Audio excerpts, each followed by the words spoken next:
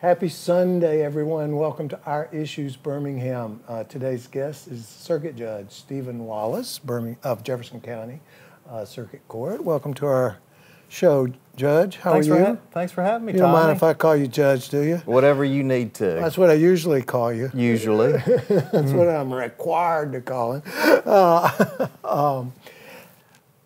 You are the judge that handles our mental health court. Correct. And what I want this show to be about Sure.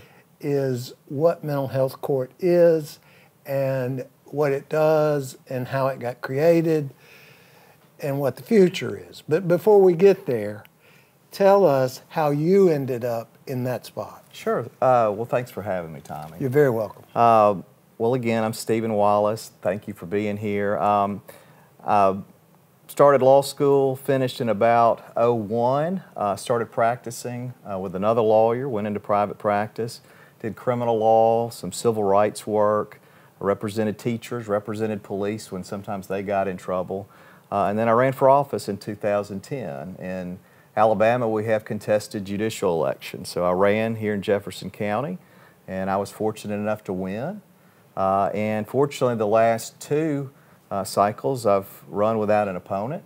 That's always the better way. That's the better way to run. It's a lot less stressful. A lot less expensive too. But you haven't always operated a mental health court. As a matter of fact, when you started, there was no mental health court. There was no mental health court. I'm sure your viewers remember we went through a county bankruptcy.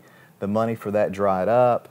But the judges in our circuit were asking, what are we going to do with this population of people that are stuck in jail and may not have anywhere to go, and we're not sure what services they need. And unfortunately, we were probably warehousing a lot of people unnecessarily in our jail.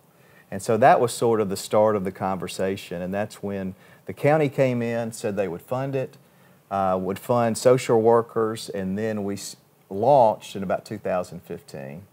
So when you say the county came in, you're talking about the county commission? County commission saw it as a forward-thinking to save money on jail costs, to save money on sort of medical costs, and yes, they came in and funded the operation. So, and it's not for everybody? It's not for everybody. So you've got to have a diagnosis of major depression, schizophrenia, bipolar, and those are serious mental health disorders, but they're called serious because they are serious.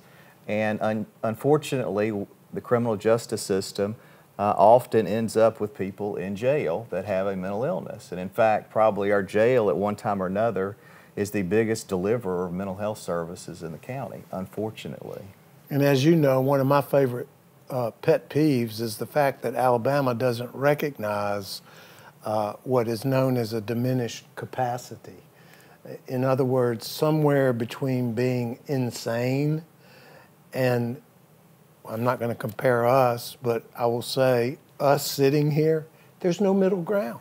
There's no middle ground. And so it's, we're presumed to be competent, we're presumed to be legally sane, and those are really high standards to be declared insane at the time of the offense. Maybe as it should be, but it leaves a lot of people in sort of a middle ground that suffer from a mental health disorder or maybe a combination of a substance abuse disorder that were surely or clearly not thinking rationally at the time, but are not legally insane. Well, and we need people to understand we're not trying to create justification or excusing behavior that violated the law. No, there's still accountability, and there should be accountability. But a lot of the folks we're talking about are low-level offenders, theft offenders, not violent offenders, and they frankly don't need to be locked up. They need treatment. They need services. They need to be connected to treatment. And that is a lot less expensive than housing them at our jail, where you're paying for their living cost or medical cost, food. It's far cheaper to take care of somebody in the community than it is to jail them. Without jeopardizing society's safety factor. Absolutely. So are these individuals monitored in some way? Sure. So we have nice social workers. But they're monitored by people that understand mental illness and understand when maybe somebody is off their medication and needs to get reconnected to their medication. And so they're connected, they're monitored by people that have that sort of sympathy and understanding of what mental illness is. And an education. And they are on top of things. We have a small docket and we're able to concentrate on this population. And hopefully at the end of it, they are better off than when they came into the system. Well, whose responsibility do you think it falls on? I think I know the answer to this. Initially, to recognize who should be considered for the services provided by a, quote, mental health court. So I think we need to, or I need to, and I think the judges would agree with me with this, is we have a good district attorney, our elected district attorney, Danny Carr, who was very agreeable to getting this started. He saw the need for it, but it can't work without a good DA, good lawyers, and good judges, and good social workers, and also the jail all cooperating. But it takes a team to do that. And when we come back from break, I'd like for you to take us, walk us through a typical case. Sure, be glad to. In terms of how that individual may initiate applying for. It's not automatic. No. It's not guaranteed. We have other courts. We call them diversionary courts because it's akin to a drug court or a veterans court. We still have a veterans court. Still have veterans court run by Judge Streety. Yeah. Still have our drug court, Judge Fortune, doing fabulous work. So we'll get you to walk us through that. Okay. Don't go away. We'll be right back with Judge Stephen Wallace.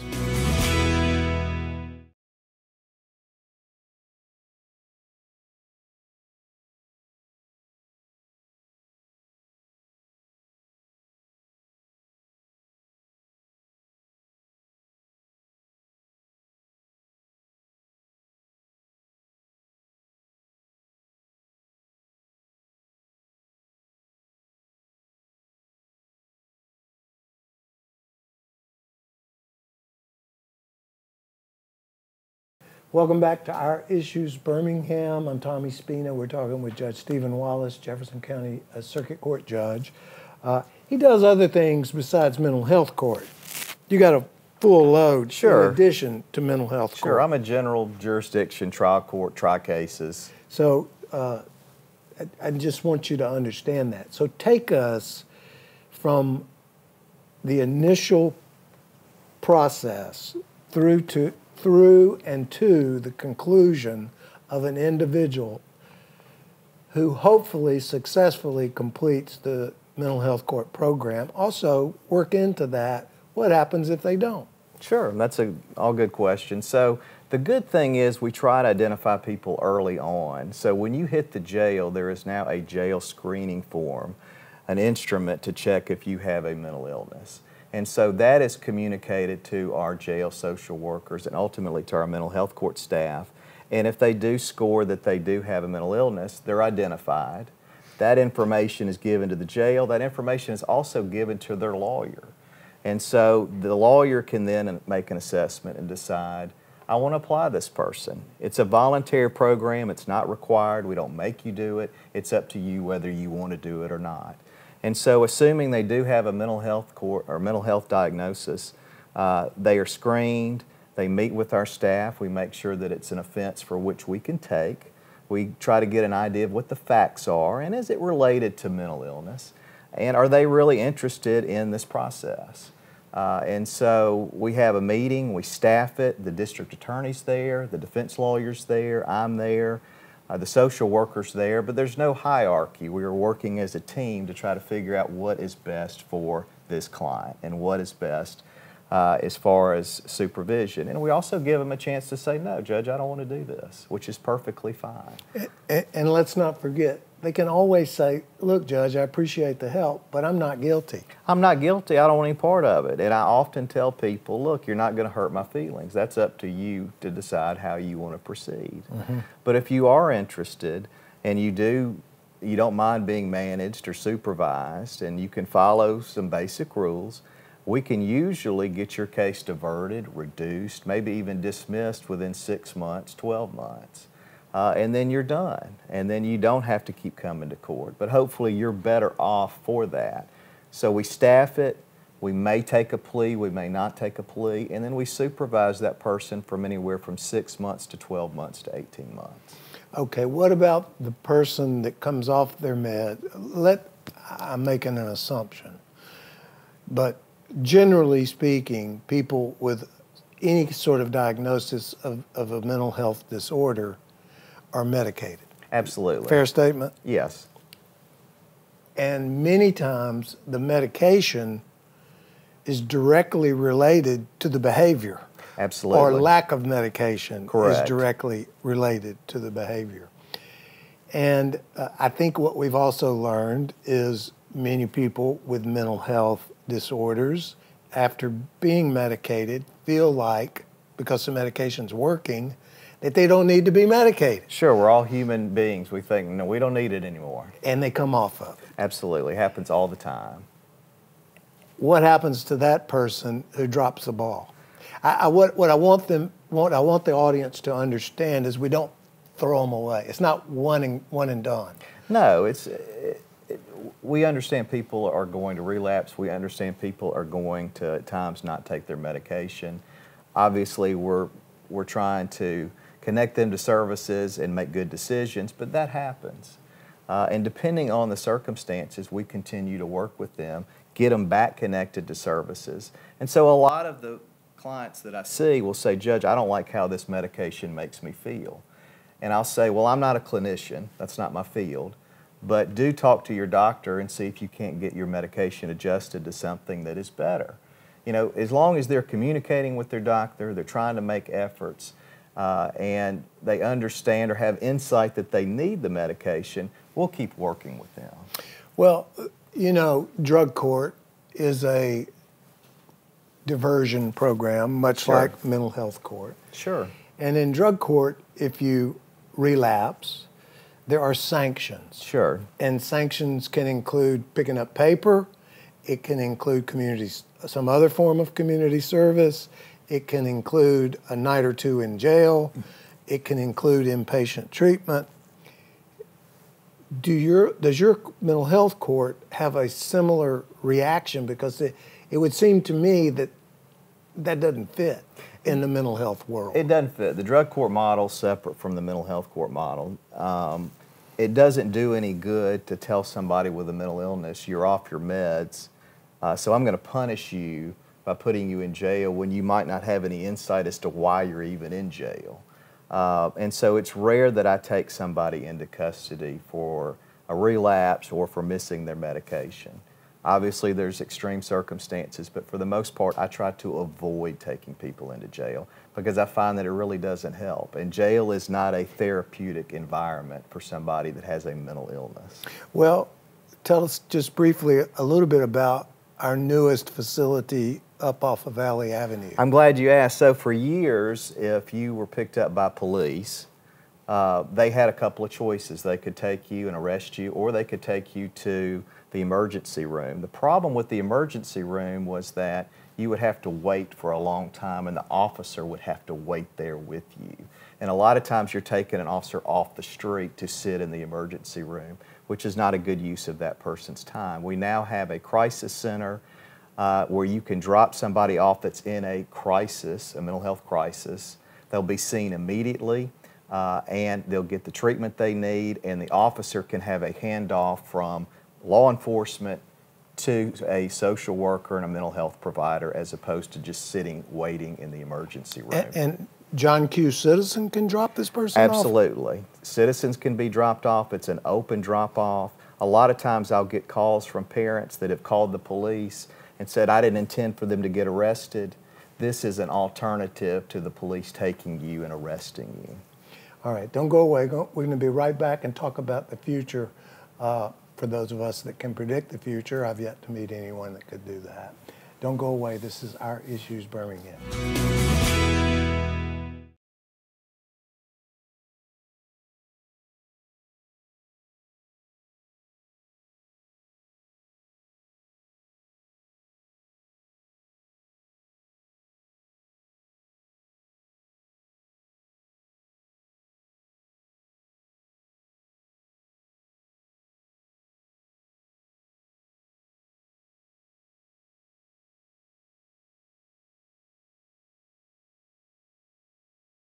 Welcome back to Our Issues Birmingham. We've been talking about mental health court, mental illness, and how it parallels and intersects with the criminal justice system, which happens, what, I'd say 50% of the time? if not more. You have a pretty good success rate, don't you? We've got a good success rate. Most of the people that come through graduate, and most of them we don't see again. Yeah. And so I'm real proud of that. And the whole point is that at some point I'm not going to be around, there's not going to be a social worker supervising them. They need to have the tools to equip themselves to deal with life's crises that are going to come up. Yeah. And that we all have to deal with. Every day. Every day. And so I won't be there, maybe a social worker, but how are they going to manage those things going forward? And so hopefully they know what to do. They know to call their doctor if they're not feeling right. So, you know, I've always viewed Jefferson County as sort of being on the leading edge of many of these diversion programs. I know we were one of the first in the country to get going with a drug court. That's right. It's a non-adversarial process, which is exactly the opposite of how we are trained as lawyers, which is to oppose each other. So this requires more of a coming together It does. to find a common solution to a problem. Now, I know you've recently been to some conference somewhere. I just heard it through the grapevine. I won't mention where. But when you go to these conferences, is there discussion about the future of mental health courts and things that are on the horizon? So the good thing is the crisis center that was launched here in Jefferson County is not the only one. There's one in Huntsville, there's one in Mobile, and I think there's talk of one in Tuscaloosa. There's also more mental health courts spreading across the state. And I want to compliment our state government, the latest administration, on seeing this as a need and starting that conversation on having crisis centers, and also hopefully adding to the mental health courts we have across the state. So yes, we talk about that quite a bit because the judges across the state are seeing the same thing I'm seeing. They've got people in their jails that they don't know quite how to manage, but through medication and other treatment can be released on nonviolent offenses, and nobody wants to hold somebody unnecessarily. But that's happening everywhere. That's happening in Alabama. That's happening all across the country. Well, you mentioned you want to compliment our state. I do. So many of our, let's say, less populated counties, poorer counties, which necessarily means rural counties, which I always say people say you're from rural, if I say I'm in rural Alabama, they think it's redundant. Right. Because they don't think we're like real down here. But we have some progressive ideas and thoughts, and this is one of them. Sure. And so are we helping other jurisdictions get up and moving? Are they receptive? Yes, and in fact, I've had other jurisdictions, and I won't name them, but reach out to me and come and actually witness our court and see how it operates in hopes that they will get started. And I can tell you that one has. I think one is in the process of doing it. And so, yes, I think people have realized that we can't just warehouse people in jail. And that's not really a solution because inevitably we're going to have to release them. And what are we releasing them to? Now, sadly, with the rural population, there just aren't that many providers.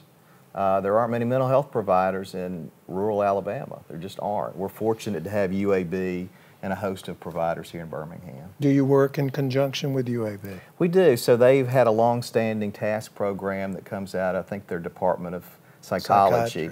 Yeah. And so, yes, they staff for the most part our therapeutic courts with their people. Do they help fund as well?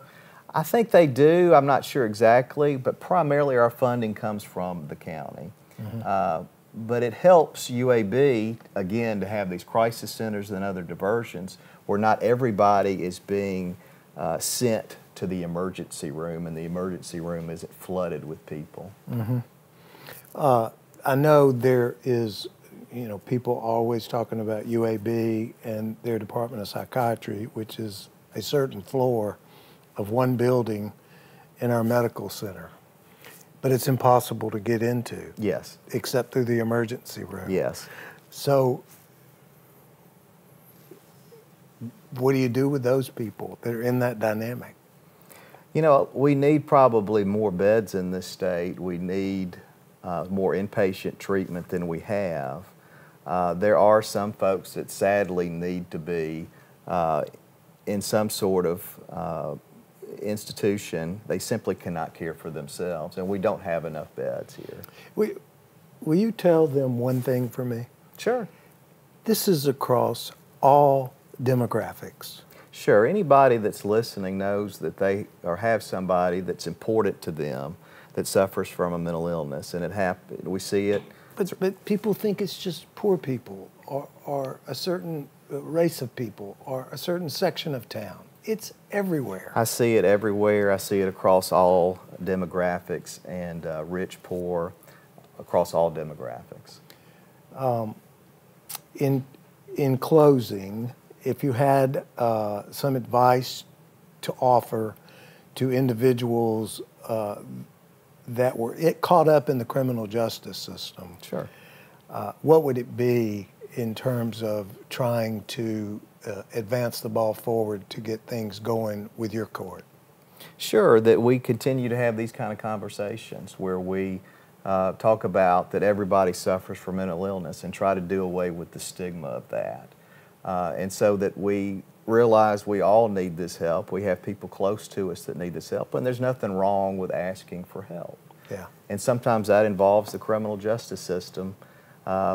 But we are here, and I want people to know that our justice system is trying to get it right and does care about people. Well, thanks for being with us. Thank you for having me. I appreciate you taking the time. This is Our Issues Birmingham. We will see you next Sunday. We get it. Your mornings are hectic. We're here to help you get ready for your day. Good Morning Alabama on ABC 3340. GMA doesn't waste your time. Local weather, traffic, and news always on your screen. So the information you need, always where you can see it, even during commercials. Plus, we have the Good Morning Alabama Live Desk. Always updating breaking news in your neighborhood and around the world. Everything you need to prepare for your day. Good Morning Alabama on ABC 3340.